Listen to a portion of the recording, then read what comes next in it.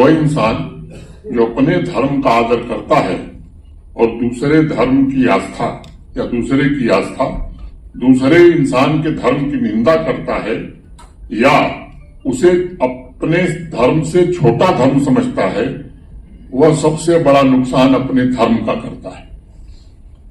जैन धर्म में कहा गया कि आत्मवत सर्व भूतेषु, यह सभी जीवों को समान समझना यही धर्म है। बौद्ध धर्म में भी विचारों की शुद्धता और संभाव पर बहुत ही बल दिया गया है। बौद्ध दर्शन में कहा गया है कि पूजे तभी वचु पर प्रसन्न बढ़े थी। दूसरे धर्म के सम्मान द्वारा हम स्वयं अपने धर्म का सम्मान भी बढ़ाते हैं। अगर मैं भारतवर्ष द्वारा मानवता को दिए गए सभी आदर्शों तथा दर्शनों पर नजर डालता हूं तो यह स्पष्ट रूप से दिखाई पड़ता है कि हमने विचारों और कर्मों के द्वारा विश्व शांति का मार्ग पूरी दुनिया को दिखाया था। बाद में ईसाई धर्म, इस्लाम, सूफीज्म, ये सभी आया और उसका प्रभाव भारतीय दर्शन पर व्यापक रूप से पड़ा था। ऋग्वेद में हमारे यहाँ कहा गया है, एकम सद विप्रा बहुधा वदंती, यानी सत्य एक है लेकिन विद्वान उसे अपने अपने ढंग से परिभाषित करते हैं। विश्व के हर एक धर्म ने सनातन धर्म से सहअस्तित्व के दर्शन को आत्मसात किया। जम्मू कश्मीर में इसका उदाहरण बहुत ही स्पष्ट दिखाई पड़ता है।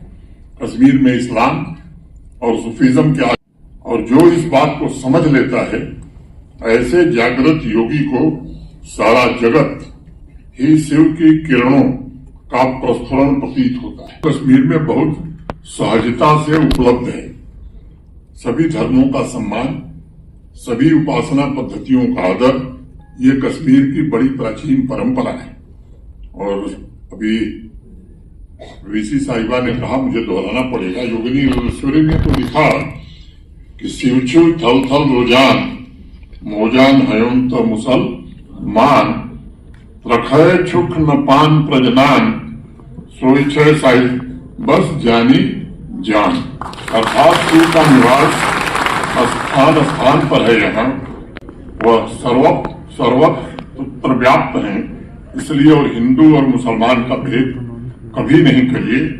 यदि तुम प्रबुद्ध हो, अपने आप को पहचानो, साहिब की यही असली पहचान है। और शेख नूरुद्दीन साहब, मैं समझता हूं सामाजिक सद्भाव और विभिन्न परंपराओं और उसकी मौजूद एकता को जितना बल उन्होंने दिया, और उन्होंने कहा भी कि खुदाई छुई अकुई नाव छुस लच्छा, अर्थात खुदा एक है जिसके नाम लाखों हैं। समस्त चर एवं अचर जगत उसी के प्रकाश से प्रकाशमान है। अलग अलग पंथों का ये बेहतरीन संगम जम्मू कश्मीर के अलावा दुनिया में कहीं देखने को नहीं मिलता। यही वो धरती है जहां ऋषि परंपरा में हिंदू और मुसलमान दोनों गुरुओं को समान आदर और सम्मान मिला है। अगर नंद ऋषि समाज को आगे बढ़ने की प्रेरणा देते हुए कहते हैं कि तलवार को तोड़कर हंसिया बना दो, तो ललदेद वहीं कहती हैं कि सहनशीलता बेली की कौंध और बादल की गर्जना है।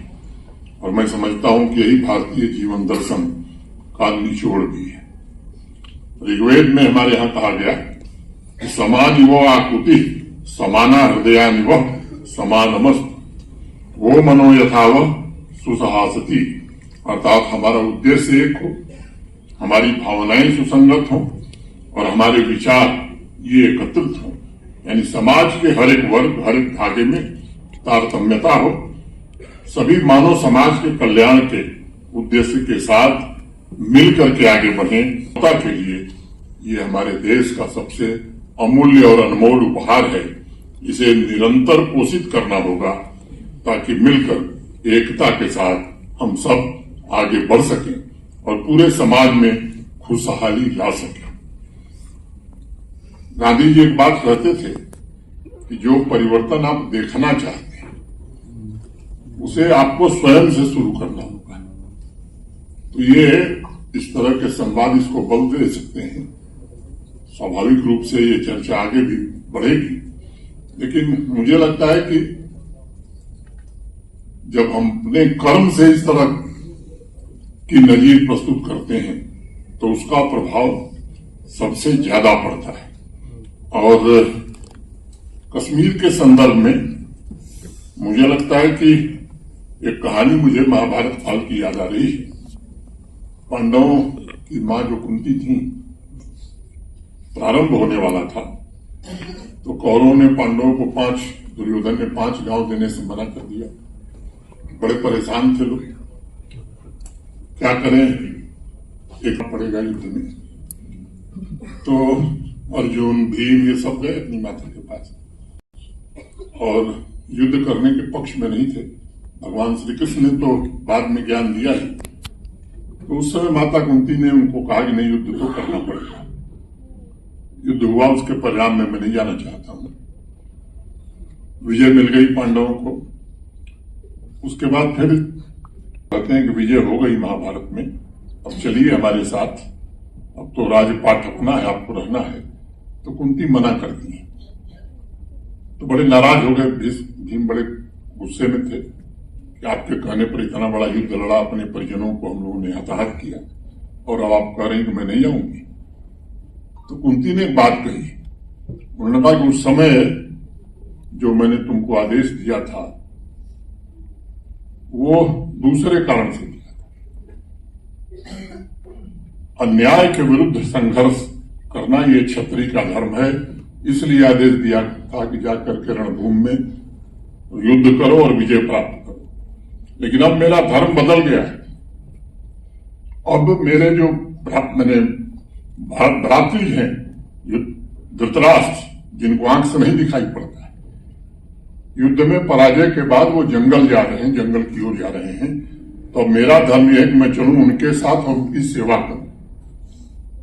तो कुछ लोगों के लिए धर्म बदलता है, हमारी आस्था होगी अपने धर्म में, लेकिन आज केवल एक धर्म है, भारत का संविधान, इसके अलावा कोई दूसरा धर्म।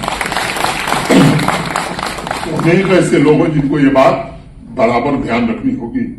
आपका धर्म कुछ होगा, संजय धर साहब भारत के संविधान के हिसाब से ही काम है, वो कश्मीरी पंडित, उनकी आस्था होगी। ऐसे लोगों से मैं विशेष रूप से कहना चाहता हूं। और कश्मीर में जो कुछ हुआ है, कश्मीर के आम आदमी ने कुछ नहीं किया है। आप इनको पहचानिए, इनको इनकी रक्षा करनी थी, उन्होंने लोगों की भावनाओं को भड़काने का काम किया है। और मैं एक उदाहरण देना चाहता हूं। बहुत लोग जमीनी हकीकत से बहुत दूर रहते हैं। अभी वंदे मातरम यहां सबने गाया है। वंदे मातरम के 150 वर्ष पूरे हुए। भारत सरकार की कल्चर मिनिस्ट्री ने देश भर में कार्यक्रम का आयोजन किया, जिसमें देश के सभी राज्य और यूटीज ने पार्टिसिपेट किया। 3 चरण उसके पूरे हो गए हैं। चौथा चरण 9 अगस्त से 15 अगस्त तक होगा। जम्मू कश्मीर की आबादी हिंदुस्तान की आबादी की 1% है। और 3 चरणों का परिणाम आप जानते हैं क्या है? प्रथम चरण में देश के सभी राज्यों और यूटीज में जम्मू कश्मीर वाज नंबर 1। जम्मू कश्मीर पहले नंबर पर। और टॉप 10 डिस्ट्रिक्ट जो हिंदुस्तान के थे, उसमें टॉप 7 वो जम्मू कश्मीर से थे, जिसमें बारामूला भी था, जिसमें कुलगाम भी। ये तथ्य छिपाया जाता है। सेकेंड राउंड हुआ, सेकेंड राउंड में भी जम्मू कश्मीर, अच्छा मैं एक बात और जोड़ देता हूं, पहले राउंड में जम्मू कश्मीर 1 नंबर पर था और देश का सबसे बड़ा राज्य उत्तर प्रदेश दूसरे नंबर पर। सेकेंड राउंड हुआ, उसमें भी जम्मू कश्मीर ही नंबर 1 था और टॉप 10 डिस्ट्रिक्ट में 6 जिले जम्मू कश्मीर के थे और मध्य प्रदेश नंबर 2 था। तीसरा राउंड हुआ, तीसरे राउंड में भी जम्मू कश्मीर ही नंबर 1 था, राजस्थान नंबर 3। अब ये सामान्य रूप से ये कुछ लोगों के लिए लगता होगा, लेकिन ये सामान्य बात नहीं है। अब इस परिस्थिति में तो मैं मानता हूं कि आम कश्मीरी देश के किसी आदमी से बेहतर समझ रखता है हिंदुस्तान के लिए, लेकिन कुछ लोगों को न समझ थी न हो रही है। मुझे लगता है कि उनको समझने की जरूरत है। और बात अब खत्म भी करनी चाहिए। अनेक विद्वान लोग हैं, वो अपनी बात कहेंगे।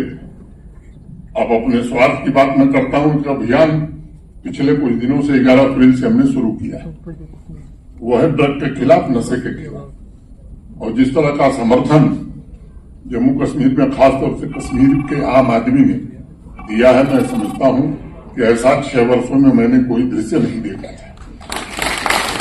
और वो ऑर्गेनिक है, स्पॉन्टेनियस है। यहाँ अनेक नौजवान विद्यार्थी मौजूद हैं, जुडिशियल ऑफिसर्स हैं, एकेडमिया के लोग हैं। मैं उनसे निवेदन करना चाहता हूं कि मैं जानता हूं कि 100 दिन में जम्मू कश्मीर नशा मुक्त नहीं होने वाला है। ये अभियान आगे भी चलना चाहिए और चलेगा, लेकिन 100 दिन में उसकी कमर टूट जाए, इसका इंतजाम मुकम्मल कर दिया गया है और अभी और तेज गति से वो होगा।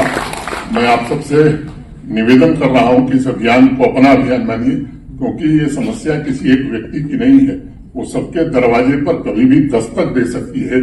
इस लिहाज से मैं समझता हूं कि अपना सहयोग दीजिए। मैं फिर से डॉक्टर मीना शर्मा जी को इस आयोजन के लिए उनकी टीम को बहुत बहुत बधाई देता हूं कि आपने बहुत ही बेहतरीन आयोजन किया और सभागार में उपस्थित सभी आमंत्रित अतिथिगण और मित्रों के प्रति हृदय से कृतज्ञता ज्ञापित करते हुए अपनी बात मैं यहीं पूरी करता हूं। बहुत बहुत धन्यवाद। जय हिंद, जय